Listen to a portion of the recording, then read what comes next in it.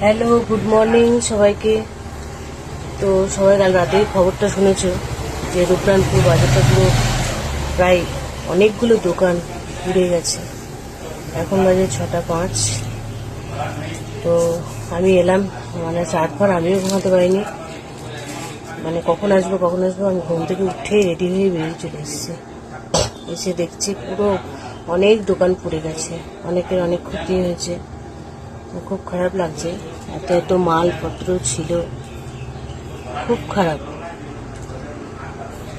এখন সব এগুলো পরিষ্কার পরিচ্ছন্ন হবে আস্তে আস্তে। খুব খারাপ, রাত্রিবেলা খবরটা দেখে পরে আর ঘুমাতে পারিনি অনেক সারা রাত। তো যাই হোক, সবাই সুস্থ থাকবে, ভালো থাকবে। গুড মর্নিং সবাইকে।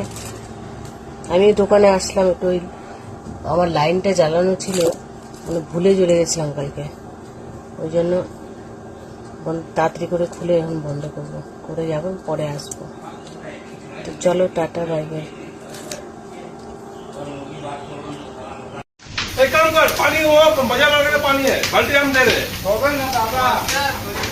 अरे भाई যতটা পারবি আগে বন্ধ কর না, আমুল নেমে আশেপাশে চলে যায় না যে।